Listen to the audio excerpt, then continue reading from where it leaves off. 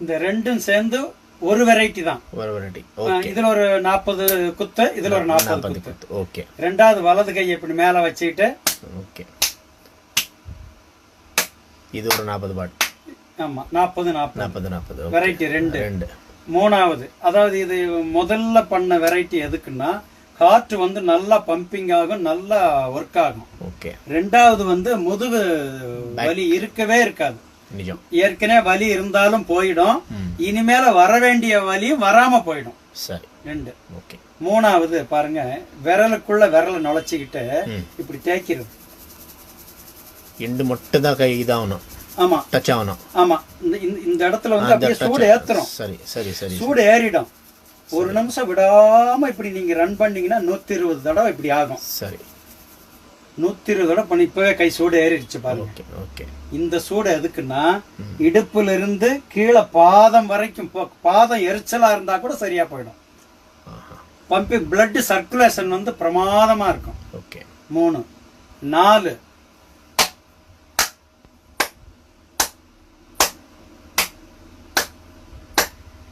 ஒரு நிமிஷம். அது 50 தட்டோ 60 தட்டோ இல்ல 100 தட்டா கூட இருக்கலாம். பண்ணீங்கன்னா இது வந்து மொத்த நம்ம பாடியில 7 சக்கராஸ் இருக்கு. சுவாதிஷ்டானம், மூலாதாரம், சுவாதிஷ்டானம், மணிப்பூரகம், அநாகதம், விசுத்தி, ஆக்ஞா சக்கரம், துரிய சக்கரம்னு 7 சக்கராஸ் இருக்கு இல்லையா? இப்படி தட்டும் போது அந்த 7 சக்கராஸுமே ஆக்டிவேட் ஆகும். உங்களுக்கு நல்ல மெமரி பவர், நல்ல பாசிட்டிவ் தாட், அப்படியே எனர்ஜி ஏறும். சரி. இது எப்ப உணர்வீங்கன்னா 4 டேஸ்லயே உணர்ந்துருவீங்க. ஆகா, ஏதோ ஒரு வித்தியாசம் இருக்கேன்னு 4 டேஸ்லயே தெரிஞ்சிடும். 4. இப்ப 5வது, இந்த கையில மேட்டு பகுதி இருக்கு இல்லையா? இப்படி இது கூட வலிக்குமே. இதுவும் வலிக்கும். இது அற்புதமான பயிற்சி. இது வந்து ஒரு நிமிஷத்துக்கு நீங்க வந்து ஒரு 50-60 தட்டு தட்டுங்க. தட்டுனா ஜீரண உறுப்பு அட்டகாசமா ஜீரணமாகும். ஜீரணம் ரொம்ப நல்லா ஆகும். எல்லாருக்குமே வியாதி வர்றதுக்கு காரணம் ஜீரண கோளாறு தான். நிஜம். அந்த ஒரு கோளாறுனாலதான் எல்லா எஃபெக்ட்டுமே வருது. ஆனா இப்படி நீங்க வந்து ஒரு 2-3 தடவை நாளைக்கு இந்த மாதிரி பண்ணிட்டீங்கன்னா ஜீரண உறுப்பு நல்ல ஸ்டாண்டர்ட் ஆயிடும். சாப்பிட பண்ண கூடாது. காலையில பாத்ரூம் போயிட்டு வந்து எம்டி ஸ்டமக்ல தாங்க பயிற்சியே பண்ணணும். ரொம்ப நல்லா இருக்கும். சரி சரி சரி சரி சரி. இப்ப 6வது பாருங்க, எப்படி வைக்கிறேன். கையை எப்படி வச்சுட்டு இப்படி தேய்க்கிறீங்க சைட்ல. சரி சரி சரி சரி சரி. இப்படி தேய்க்கிறீங்க இல்லையா? சரி. இப்படி தேய்க்கும் போது இந்த தோள்பட்டை வலிக்கவே வலிக்காது வாழ்நாள் முழுக்க. அதுல இருந்து இந்த கழுத்து வரைக்கும் எல்லாமே கிளியர் ஆயிடும். எல்லாம் கியூர் ஆயிடும்.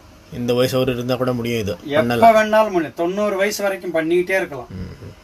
அப்புறம் 7வது லாஸ்ட் பயிற்சி, கையை இப்படி நம்ம வச்சுக்கிறோம். இப்ப நம்ம கோயில்ல மணி ஆட்டுறோம் இல்லையா?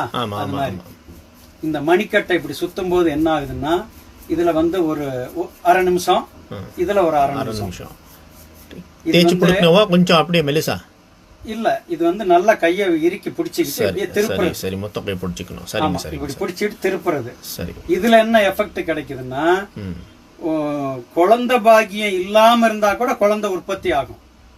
இதுல என்ன அப்படி எஃபெக்ட்னா, என்ன இது பிளட் கவுண்டிங் வந்து ஹெவியா கூடும்.